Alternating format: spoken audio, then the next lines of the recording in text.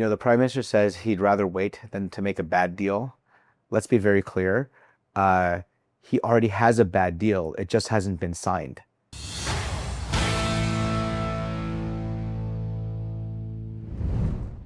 Ladies and gentlemen, fresh off the heels of our interview with the U.S. Ambassador Pete Hoekstra, we thought we would get the Canadian perspective and also the Conservative perspective of a couple things that have been going on in the last week and in the last few months. Number one, the Gordie Howe Bridge deal, and number two, the trade relations between Canada and the U.S. So joining us today to talk about this is the new Conservative Shadow Minister for Canada-U.S. Relations, Shuvaloy Majumdar.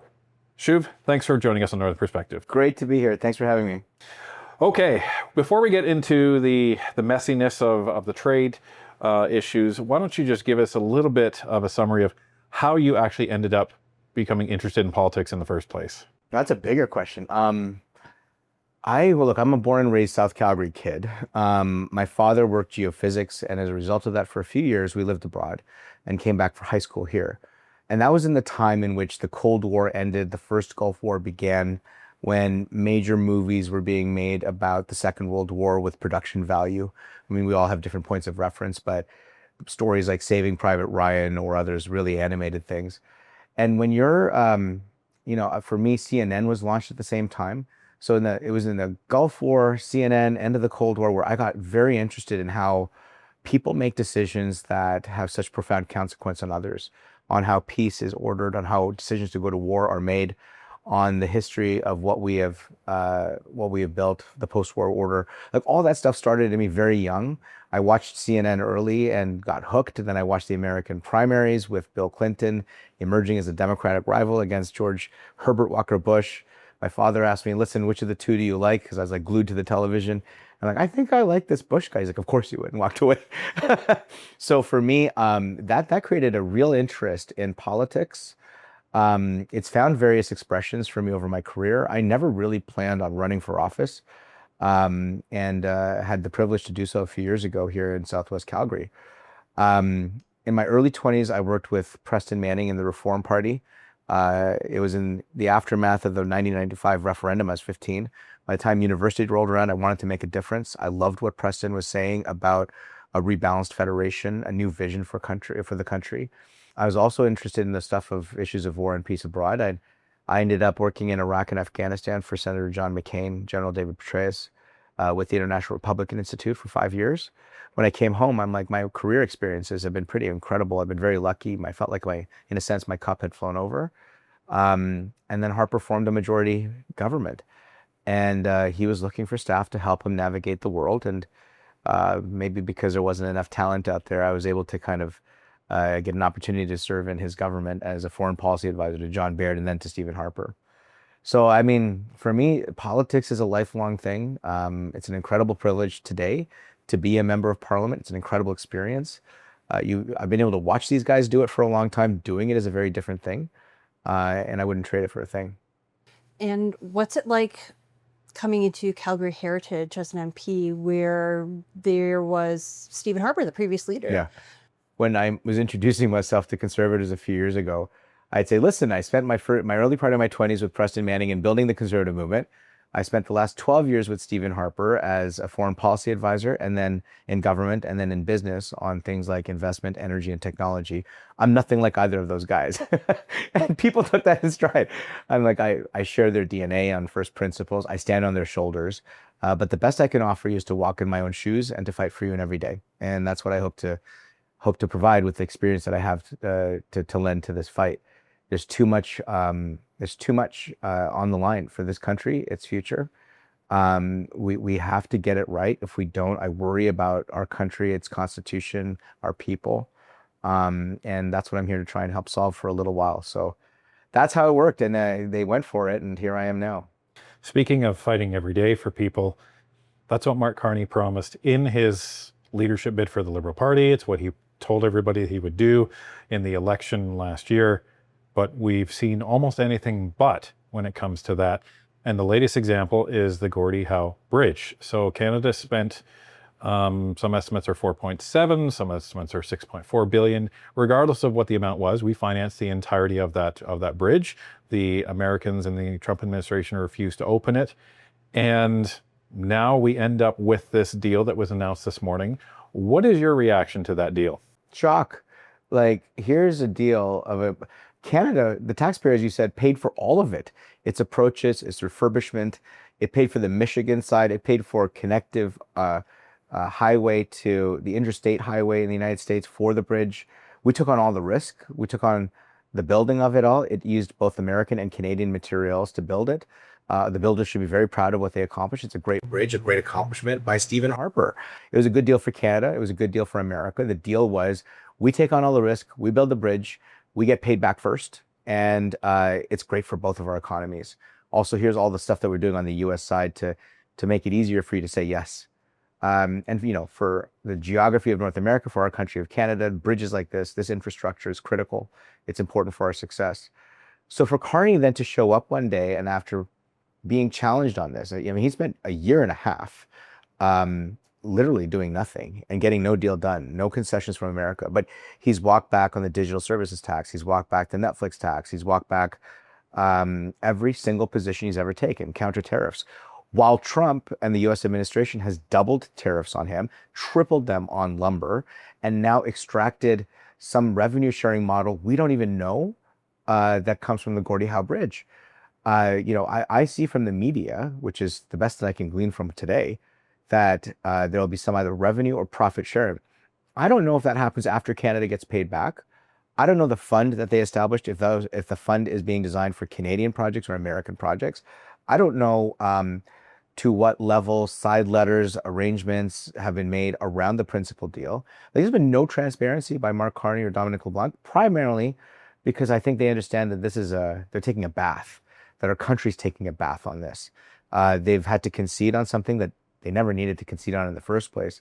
Had they shown up to the negotiating table with all these different points of opportunity and leverage that we have as a country, with new areas that we should be building strength in, and to say to the United States, the President of the United States, listen, we understand that North America is a distinctive geography. We understand that NAFTA was born in the end years of the Cold War, and CUSMA is being born in a period of competition with China. Let's make a great deal for both our people. But I haven't seen anything like that. So I think to your question, the Prime Minister has really got a lot of explaining to do on how he took such a bath on this. Well, and this is the issue, right? Because some publications like Reuters and Bloomberg are reporting that 50% of the revenue is being kept by Canada, where I think the original deal was supposed to happen after the bridge was paid back, to your point. But that seems to be happening right from the outset. And 50% was going to the Americans. And then we heard about this economic fund, who's managing that fund. And then we heard about this veto that the Americans are allegedly going to be able to have if Canada wants to increase the tolls by over 10%. So, like, who won this deal, Shuv? The United States. The United States took, and I say this with no sense of glee, no sense of joy, but the United States found a vulnerability in the Canadian negotiating position and exploited it. And to get the bridge open, the Prime Minister did what he had to do. I think, though, this sits in a wider conversation about the Prime Minister's negotiations. It sits in tariff negotiations and CUSMA negotiations, all of which he has not brought any energy to. He's taken a wait-and-see approach for the last 15 months, hoping that a deal will work out. And whenever the United States president comes to knock on his door and say, I want a concession on Netflix tax, a concession on digital service tax, a concession on military spending, the Prime Minister says, yes, yes, yes. So, okay, now at the end of all of those asks, what do we have left to sit at the table with is a broader conversation for Canada-United States relations. What are we doing to fight for the workers our country are experiencing mass anxiety over?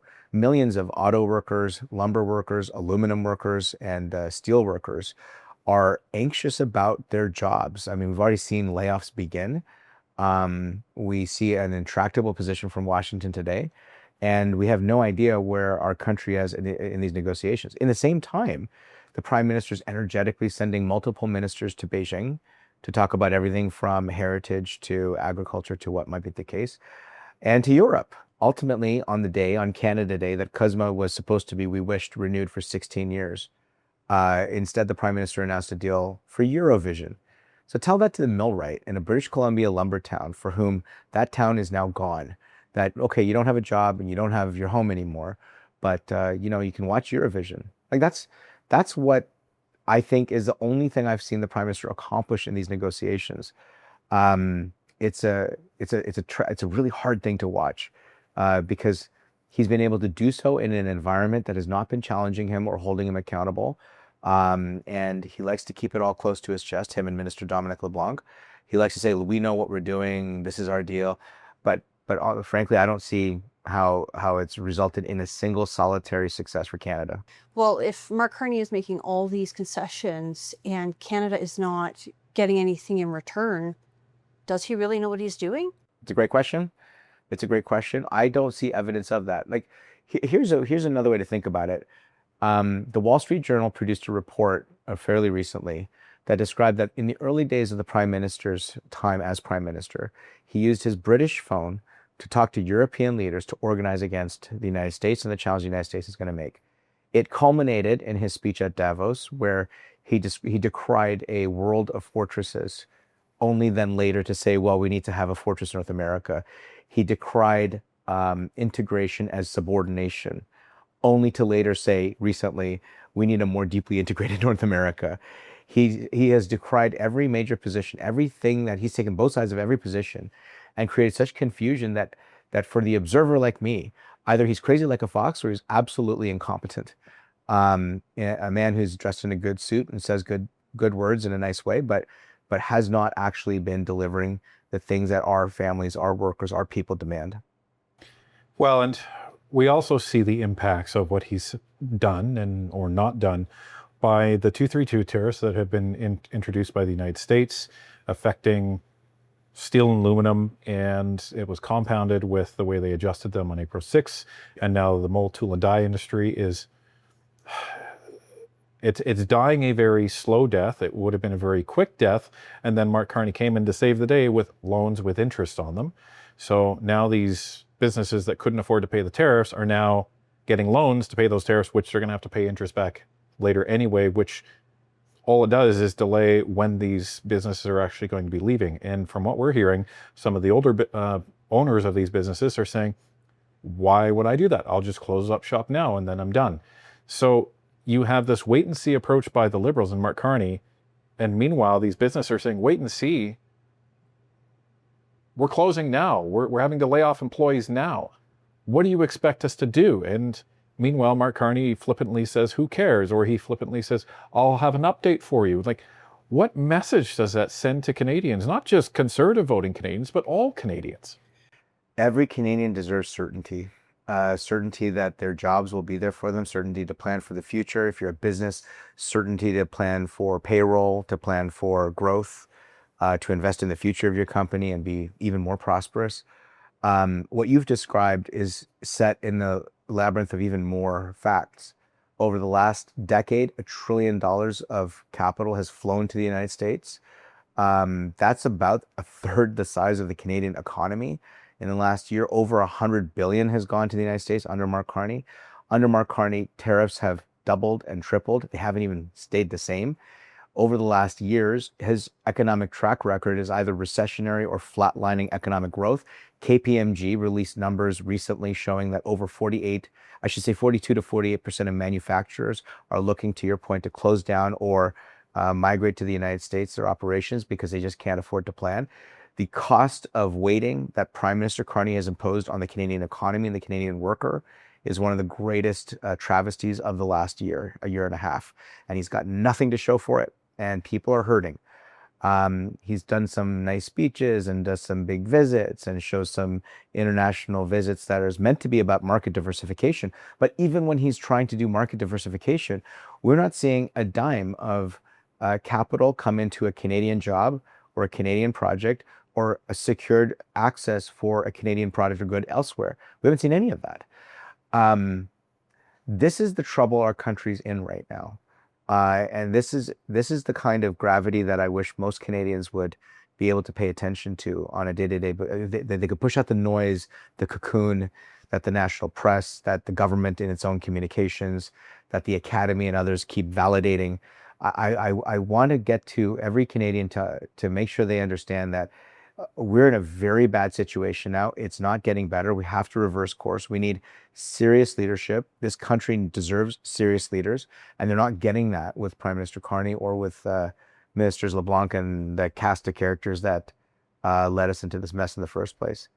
Well, and you talked about earlier, you have a lot of experience in international business. You've worked for Stephen Harper for years. A lot of Canadians are getting lost in this trade deal rhetoric that Mark Carney is talking about. So, to break down for Canadians, is it cheaper for a Canadian business to diversify and try to set up logistical supply chains and product and marketing divisions overseas in Europe and these other countries that Mark Carney is allegedly, signing these trade deals with? Or does it make more financial sense for them to just say, I'm going to pack up shop here, move it south 100 kilometers, or maybe it's 1,000 kilometers south to the biggest economy in the world, and that's where I'm going to make my money? What makes the most financial sense? Between diversifying to another foreign market or moving to the United States. Listen, our country is governed like any country. All trade, all economic and national security is really defined by geography. Our geography is North America. This is where we live and work.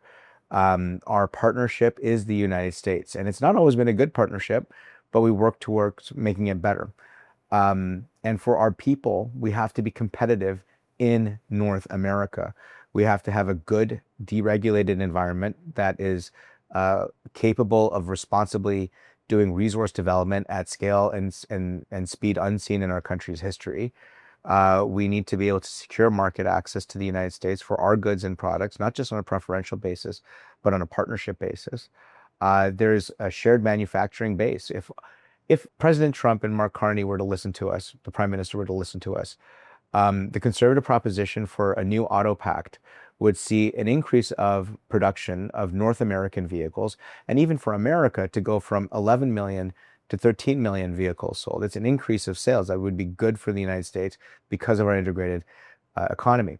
If Canada and the United States could work together on something like a critical minerals and energy resource strategic reserve, on NATO grade things that are required for the wars of the future, and on being able to stabilize international markets like we've seen through the wars in Europe and the Middle East and how they've impacted international energy prices. If they had listened to the kind of advice to build a Canadian defense industrial base that would be able to serve the arsenal of the world, like counties like Ajax and others in southwestern Ontario used to be big munitions providers for the Allied world in 2 world wars. And once again, we find ourselves in a world of geopolitical competition. And if we could see eyeball to eyeball, particularly on, like if we could see eye to eye, I should say, on the threat that China poses to us all, and that's the Arctic, that's energy, that's investment, it's technologies, it's the globalized world that they have weaponized from Beijing. If we could see how we can work together to stare down those rivals like we have in the past, I think it'd be a great deal for Canada and the United States like it has been in the past when we come to ground. But as long as the Prime Minister and his government and his cabinet live in a fantasy that doesn't exist anymore from decades ago, self-absorbed by their own arrogance in how to negotiate through these times, and incapable of thinking strategically of how our country can benefit through a real negotiation on securing our markets from illicit goods, illicit finance, illicit drugs, and international crime. As long as he's bringing weakness to that, I worry about the future of this country.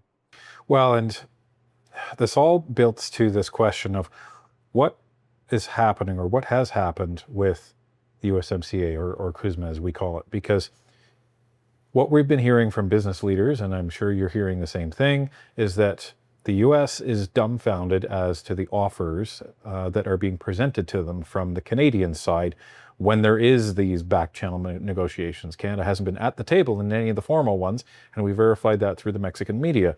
So you have a understanding admitted by Prime Minister Carney, as well as the U.S. ambassador, that a framework for a deal was pretty much agreed upon in October.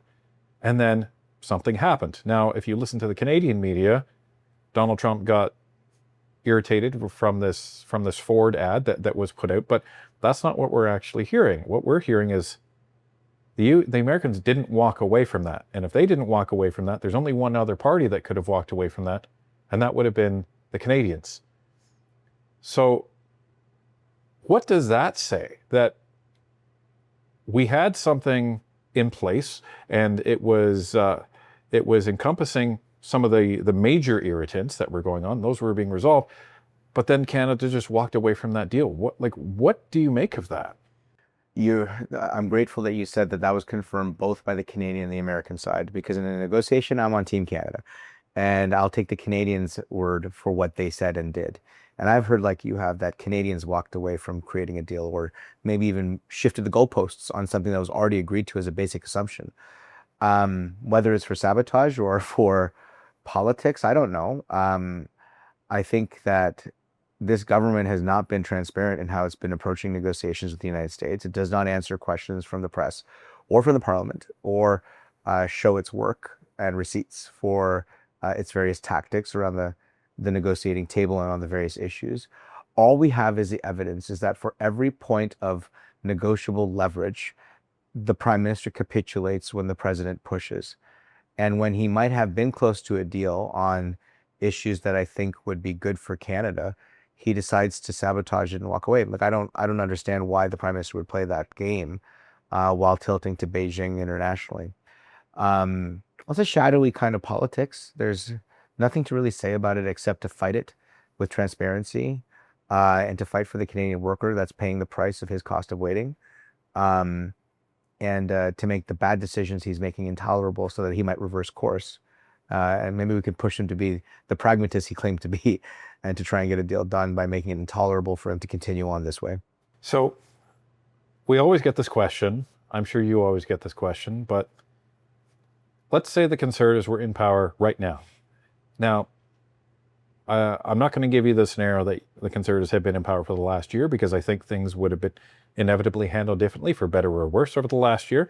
But if the Conservative Party were in government today, just made government, what would they be doing with regard to this file? Well, look, on the prime minister's shoulders rests two things when he wakes up, when she wakes up, or goes to sleep every single day.